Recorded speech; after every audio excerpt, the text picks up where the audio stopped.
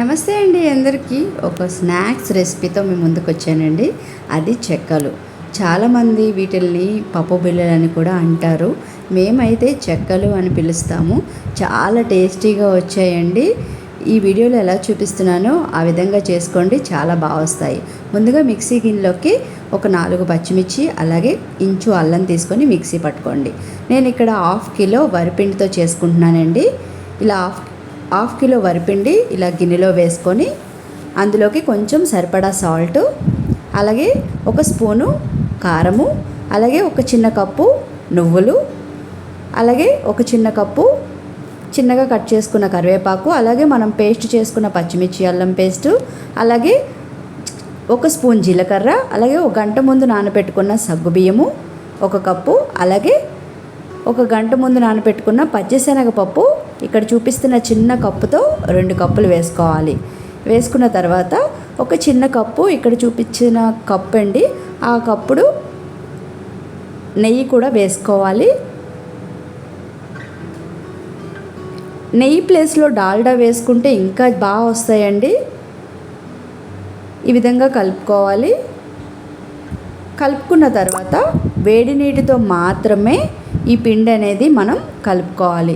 ఇలా పోసుకుంటూ పిండి అనేది కలుపుకోండి. ఈ విధంగా అనేది ఉండాలి పిండి మనకి. ఆ తర్వాత ఒక కవర్ లాంటిది తీసుకొని దాని మీద ఆయిల్ వేసుకోవాలి. ఆయిల్ అంతా స్ప్రెడ్ చేసుకొని మీ దగ్గర ఇలాంటి ఒక గిన్నె ఉంటే కనుక దాని వెనకాల ఆయిల్ అప్లై చేసి చిన్న ఉండ తీసుకొని ఇక్కడ వీడియోలో చూపిస్తున్న విధంగా చేసుకోవాలి. చాలా బాగా వస్తాయి. లేదు అంటే కనుక డబ్బా మీద మూత ఉంటాయి కదండి, ఆ మూత కూడా తీసుకొని ఆయిల్ అప్లై చేసుకొని ఈ విధంగా చేసుకోండి. చాలా బాగా వస్తాయి, మనకి టైము సేవ్ అవుతుంది. చూస్తున్నారు కదా ఎంత బాగా వస్తున్నాయో. ఆ తర్వాత డీప్ ఫ్రైకి ఆయిల్ పెట్టుకోవాలి. హై ఫ్లేమ్ మీద ఆయిల్ మరిగించుకొని ఇవి వేసేటప్పుడు మాత్రం మీడియం మంట మీద పెట్టుకొని ఈ విధంగా వేసుకోవాలండి. వేసిన వెంటనే పైకి వస్తే మనం చెక్కలు బాగా చేసినట్టండి. వెంటనే కదపకండి. పొంగు కొంచెం తగ్గిన తర్వాత కదుపుకోవాలి. చాలా టేస్టీగా ఉంటాయండి, తప్పకుండా ట్రై చేయండి.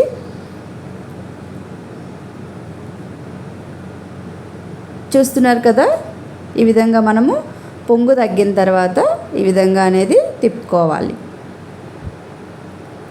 మనకి ఈ విధంగా కలర్ వస్తే సరిపోతుందండి.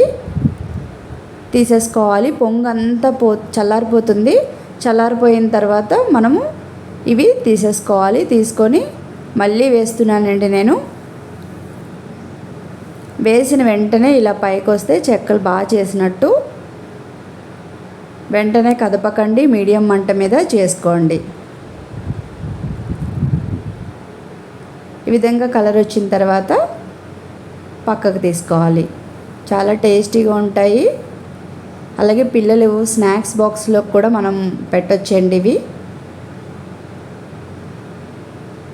చూస్తున్నారు కదా, చాలా బాగా వచ్చాయి. ఒక్కసారి తిన్నారంటే మళ్ళీ మళ్ళీ తినాలనిపించేంత రుచిగా ఉంటాయండి. మీకు కూడా నచ్చినాయి కదా. Please like, share and subscribe. Thank you.